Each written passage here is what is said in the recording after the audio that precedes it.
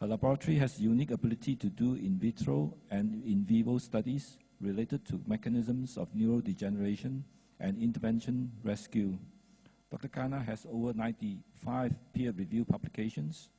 She serves as the managing editor for the International Peer-Reviewed Journal of Antioxidant and Redox Signaling, which has an impact factor of 8.456, the highest ranking in the field. She has represented her work at meetings and conferences, both nationally and internationally. Dr. Khanna research is currently funded by the American Heart Association and the Ohio State University Center for Clinical and Translational Science to investigate brain injury, repair, and the role of glutamate mechanism in stroke. The topic today is the microRNA basis on tocotrienol neuroprotection. Dr. Khanna? Thank you, David. And before I start, I would like to thank Dr. Sundaram and MPOC for inviting me for this meeting on palm oil. And indeed, it's a pleasure to be here and present our work on tocotrienol.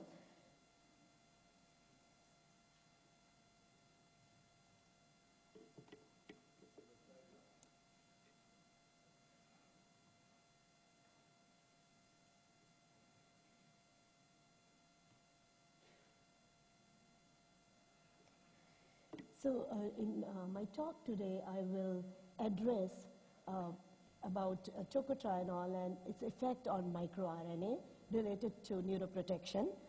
As Dr. Sen already talked about it, that tocotrienol is a potent neuroprotective natural vitamin E. And what we think that all these targets, what he talked about in the morning, that 12-lipoxygenase, C-cell kinase, CPLA2, and MRP, they play an important role in stroke pathology. So the question we have here was that this nanomolar tocotrienol, which is protecting brain against stroke, and what are the microRNA? Are the microRNA involved in this protection? So because my talk is on microRNA, I will give some introduction about microRNA. I will show you in a couple of slides. That as we all know that more than 95% of human genome, this DNA were found to be actually like a junk. Why? Because they were non-coding DNA. So when they don't make protein from that, they were considered that they are of no use, they are junk. But after discovery of microRNA or small RNA, it is now found that junk DNA generate these microRNA, and they have an enormous effect on human health. As you can see from this PubMed research that more than 20,000 publications on microRNA in just few years. And among these, most of the work has been on cancer and various types of cancer.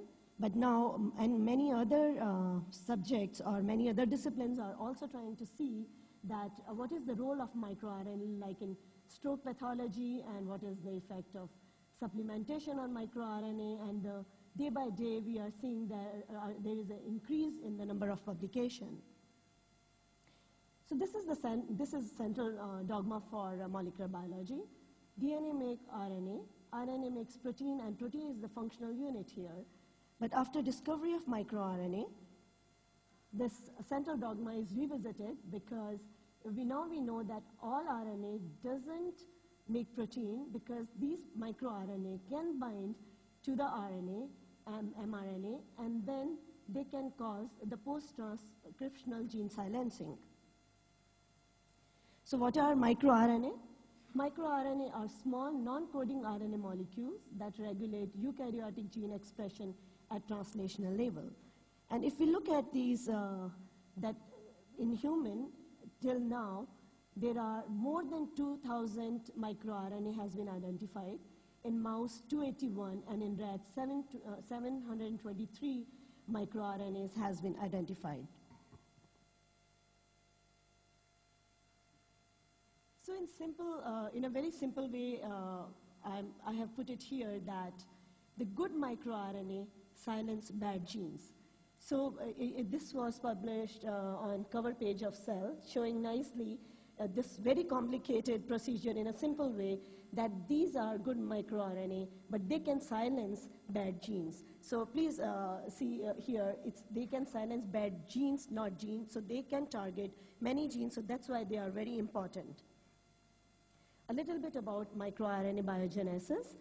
And like any other gene, microRNA also transcribed in nucleus, and in precursor form, when they are exported to the cytosol, then some enzyme like dicer, they cleave microRNA, and now this cleaved microRNA is loaded to the RISC complex. This is a protein complex, and now this RISC complex with the microRNA, it looks for its right binding sites, and then when they find the sequences, they will bind to the mRNA, and then they cause the translational repression, and also it can happen with the mRNA degradation. So what we are looking in this study was that how the tocotrienol can affect these microRNA. So if you look at microRNA, if this is a mRNA, microRNA come here, look for its sequence, complementary sequences. When they find it, they will bind to the 3 UTR region of the mRNA and cause translational repression or mRNA degradation. These microRNA, also commonly known and called MIR, they negatively regulate expression of target gene. So please remember that they negatively regulate. So more the microRNA, less the gene expression. So in this recent work, what we were looking for that maybe TCT protects neural cells via MIR-dependent mechanism. So next is, when we were looking for microRNA, we found that this MIR29 is an important microRNA in stroke biology, and also in many other neurodegenerative disorders. And they have shown that in Alzheimer's disease, there was a loss of MIR29. So in Alzheimer's disease, also in the after post-stroke in the brain, the level of this MIR29 were less. And it's a recent paper published right now that MIR29C also plays an important role in ischemic brain damage. So a little bit about MIR29. MIR29 family has 4 transcripts: MIR29A, MIR29B1, MIR29B2, and MIR29C.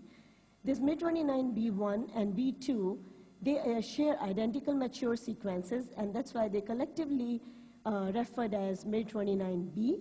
And my work is like what we have found that also that tocotrienol effect on MIR29B.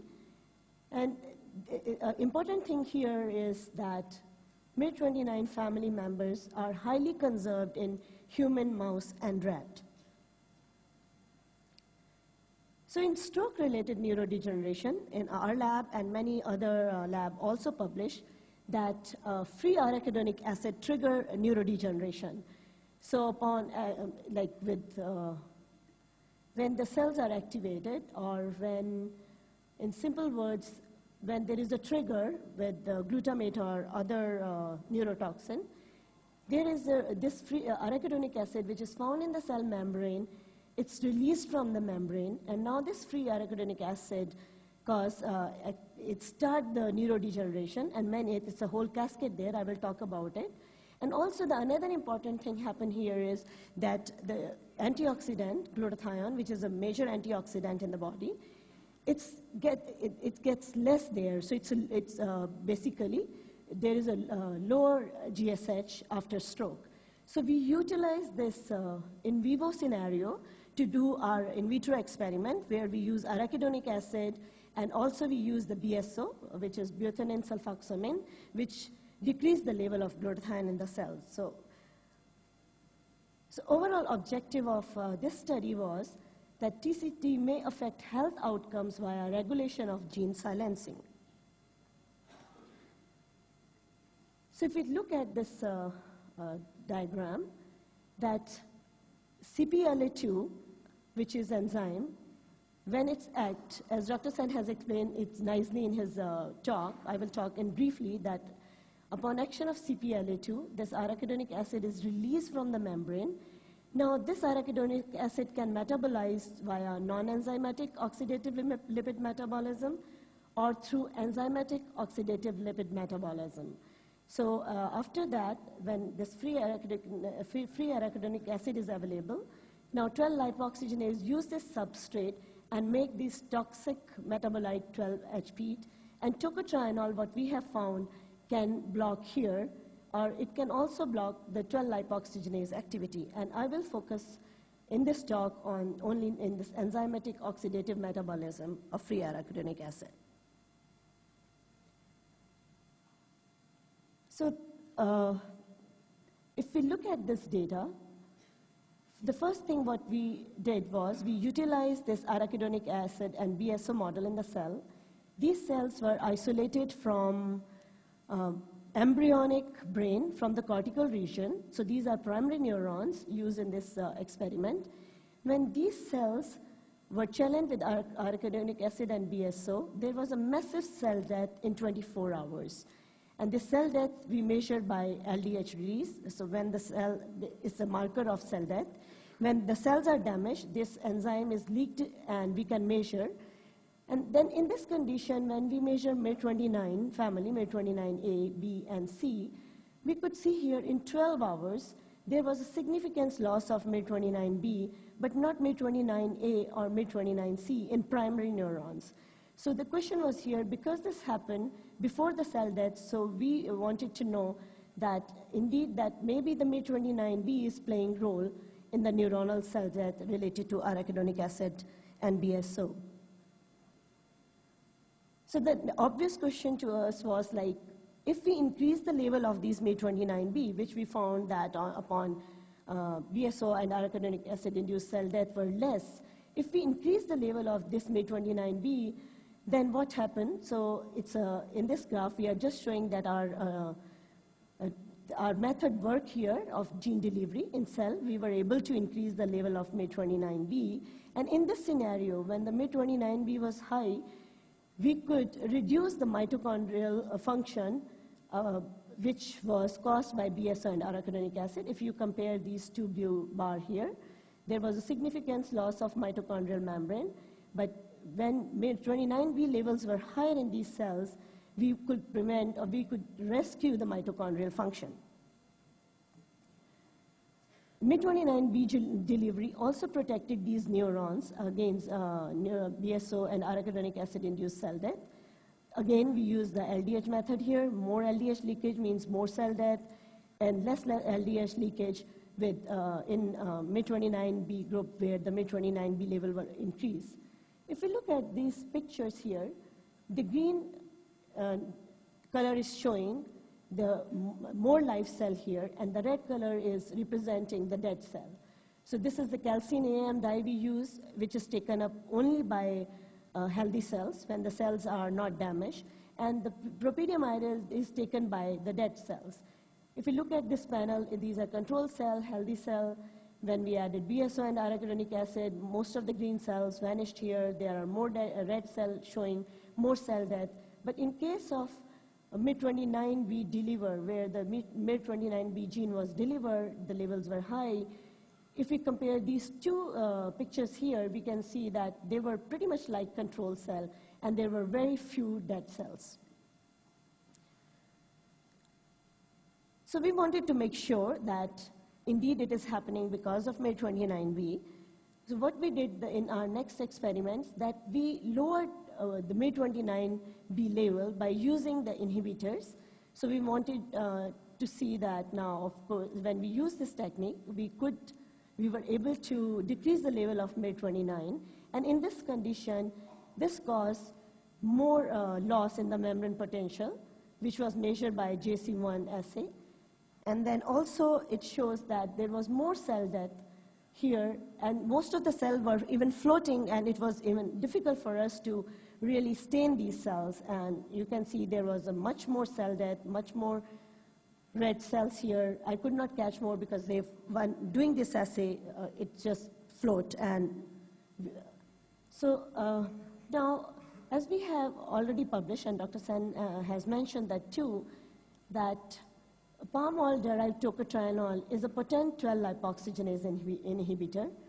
So we wanted to know now, this MID29B loss is shown that it is important in stroke-related pathology. So what is the mechanism there? Because we have already published that 12-lipoxygenase is one of the targets for tocotrienol. So we were interested to see that, is it happening through the 12-lipoxygenase pathway? So again, just wanted to show this picture again to remember that tocotrienol inhibits this 12-lipoxygenase here. So when we use the tocotrienol and BL15, which is a classical inhibitor of 12-lipoxygenase, this concentration here was 250 nanomolar for tocotrienol and 2.5 micromolar for BL15. We used it 5 minutes before we challenged with BSO and arachidonic acid, and we measured the MID29A, B, and C level here.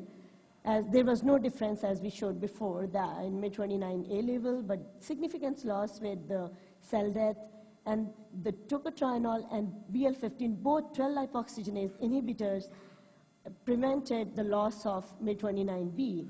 And here also the MID29C loss we found, and then this was also prevented by 12-lipoxygenase inhibitors. We wanted to verify our these observation with MID29, our findings with MID29B, and we did in vivo experiment. Here, in brief, I will say that about model. We occluded the middle cerebral artery, and then in that for 90 minutes, then reperfuse it. And this is basically acute ischemic stroke model, which Dr. Rink has already explained that this is the most important because most of the people get this kind of stroke. And after 90 minutes, we collected the brain at 48 hours.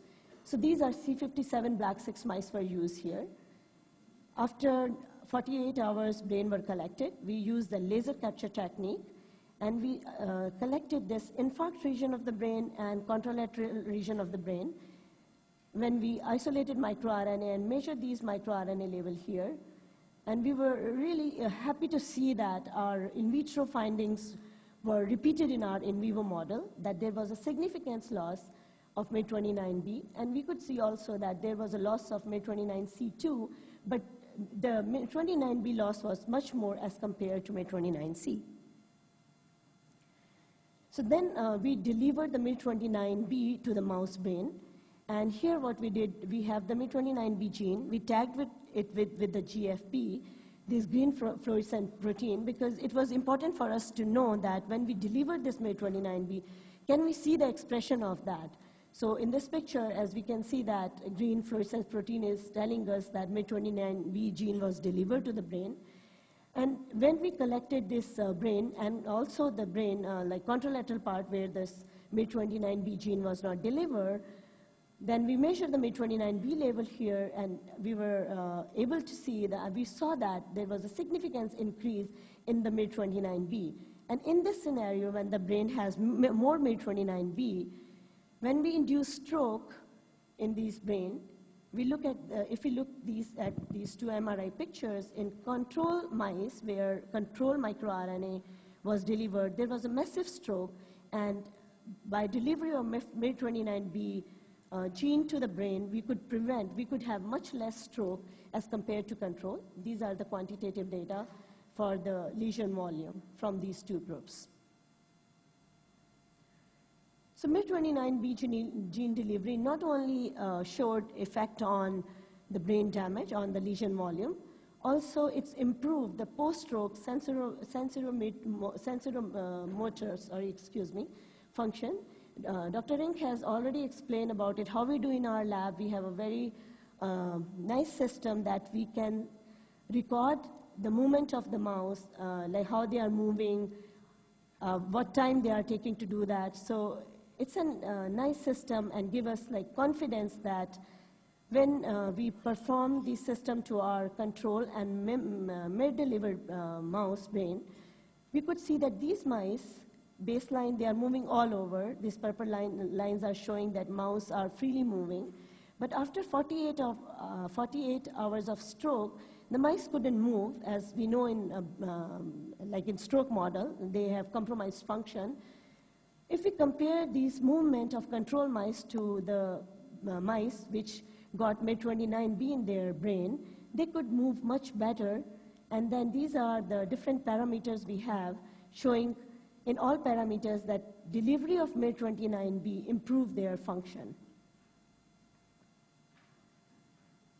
The brain were collected to see the neurodegeneration, and FluoroJade we use in this assay which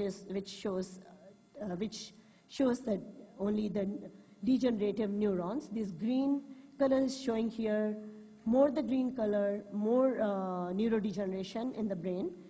This is a contralateral brain, as we don't see anything here in the both cases, but after in stroke, we can see more neurodegeneration happen in case of control mice, and it was much less if we look at the MIR29B group here. These are the quantitative data of FluoroJade.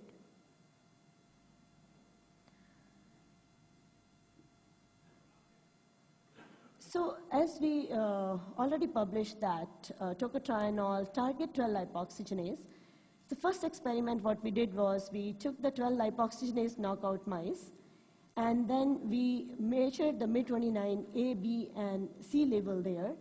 Here we found that 12-lipoxygenase knockout mice were resistant to stroke-induced loss of MIR29, suggesting that 12-lux inhibitory properties of tocotrienol may be responsible for beneficial outcome following stroke.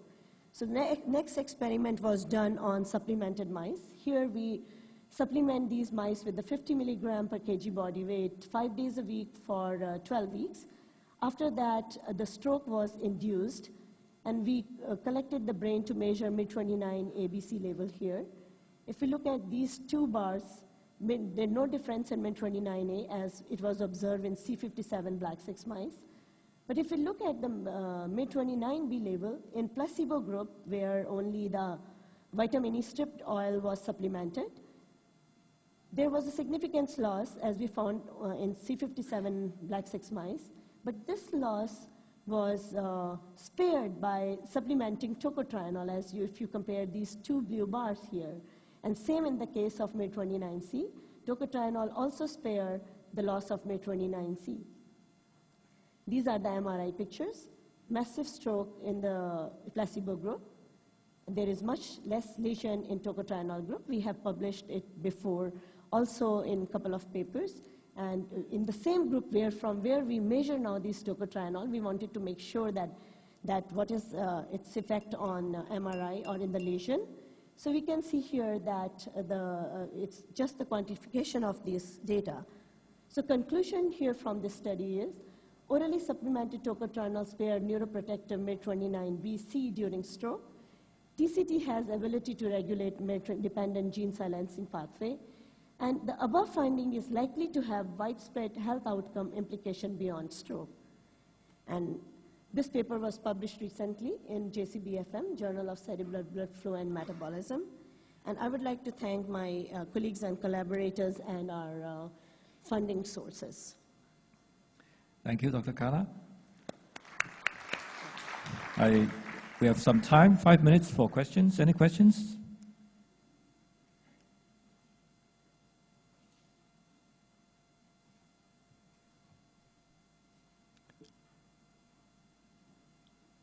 Okay, if there's no question, we can thank you, and we can proceed for the next speaker. We can always ask a question again later on. The next speaker is Dr. Pranod Khosla. Dr. Khosla is on the faculty of Wayne State University